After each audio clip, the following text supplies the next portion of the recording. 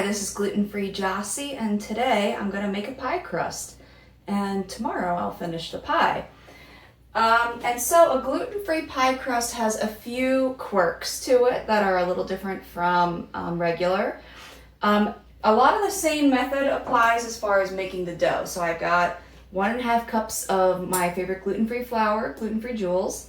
I've got a teaspoon of sugar, 1/4 teaspoon of salt, and I've got butter and shortening, a 1/4 cup each of butter and shortening. And I've got my pastry cutter here that I'm going to do the traditional method of just kind of cutting the butter and shortening into the flour in order to mix it. You want to keep doing this until it resembles coarse crumbs. Sometimes I have to of cutter gets stuck. We want to work a little quickly when we're doing this because we don't want the butter certainly to melt,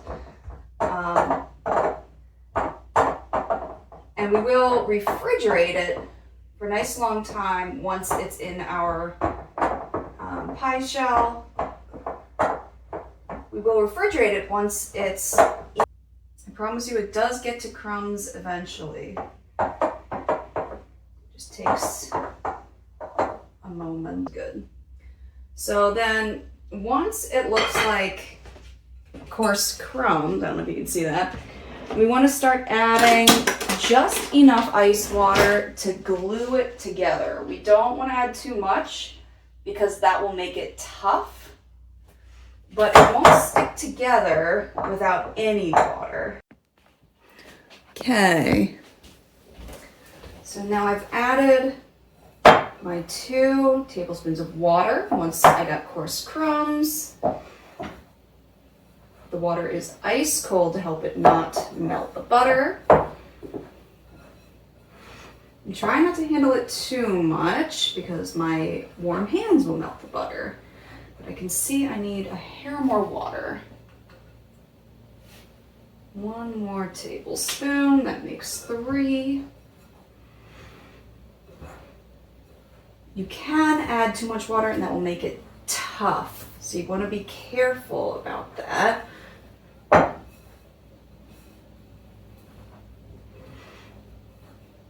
So does overhandling, but it's having a little trouble sticking.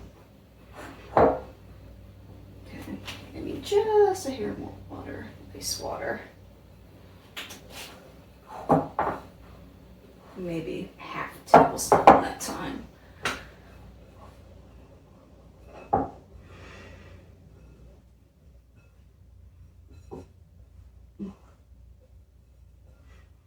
It's a bit crumbly.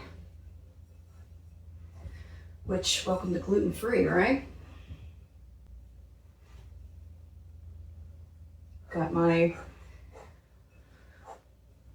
silicone mat well floured because it tends to be a sticky pie crust and we don't want it sticking to the mat and becoming impossible to get into the pan.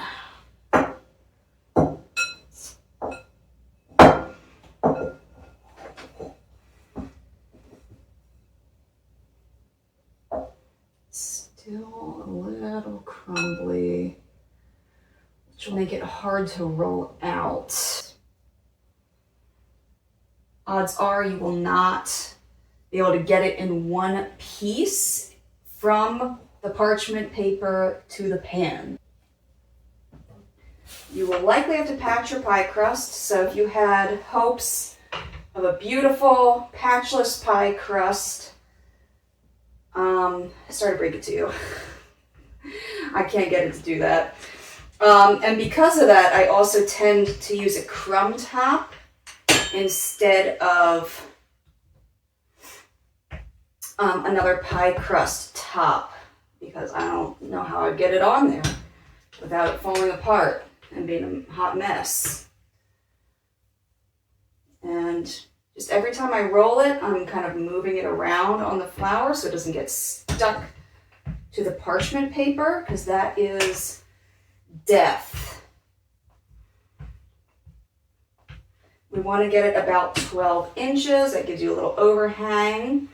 And I'll also warn you, when you do get it into the pie pan, it's rather difficult to make a cute little edge. It just doesn't work the same. So your edging might be a little rough. Rough and ready, perhaps, as Paul Hollywood would say.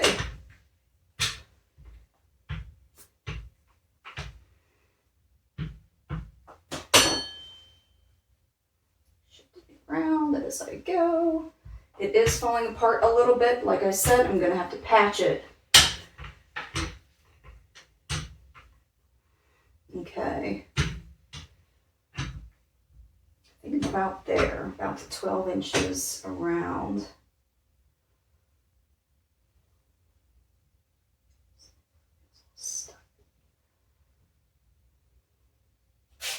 Pop it from underneath a little bit.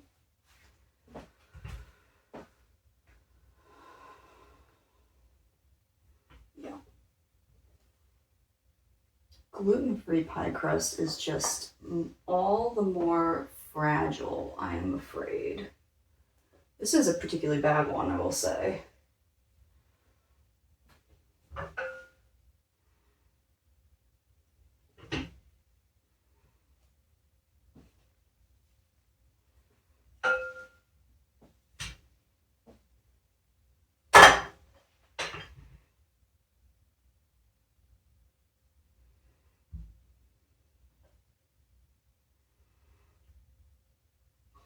But maybe my flop will inspire you to make one anyway.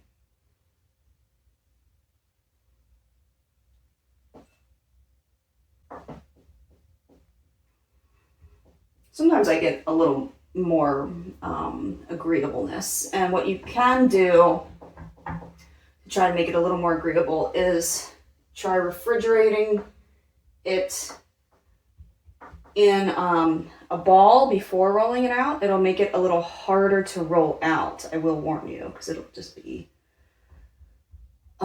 stronger, colder.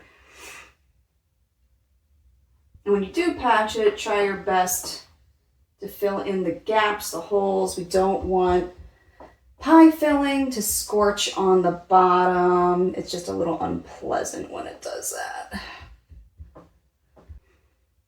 I'm kind of pushing it into, the bottom where the wall and the bottom meet. Sometimes too much pastry can gather in there, and then it gets thick and kind of tough.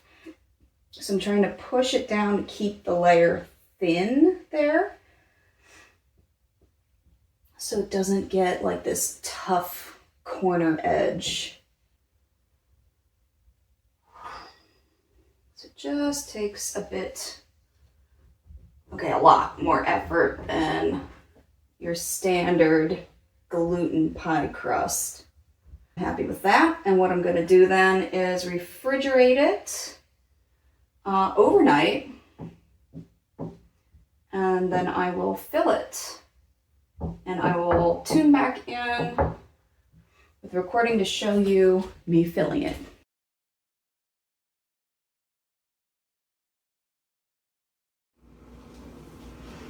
Okay, it is pie making time. I've got my apples, which are, of course, peeled, cored, sliced, seasoned with allspice, cinnamon, sugar, and actually my recipe has me cook them a little bit on the stovetop first and cool them. And so now I'm going to add them to my pie crust.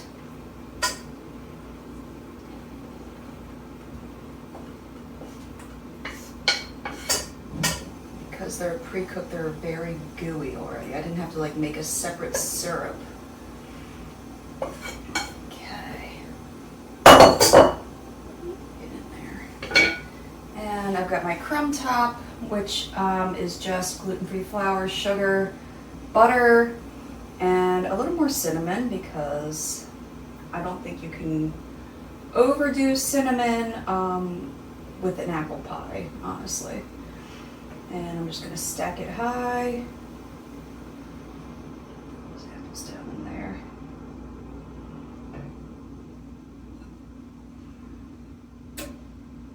And if you're worried that crumbs will like fall off or there's any overflow from your pie, you can place like a baking sheet underneath of it on the rack, and then it won't hit the bottom of your oven. At least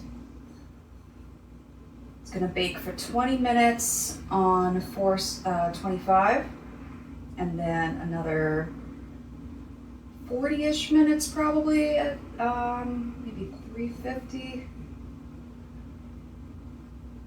I did chill the crumbs a little bit, just because I don't want them to like melt. And you know what? This looks pretty darn good. It's not perfect, but it's gonna taste good. And I'm not a professional, so let's do our best.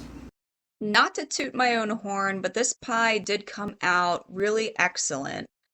And I did have some friends try it who also absolutely raved about it, and particularly the crust.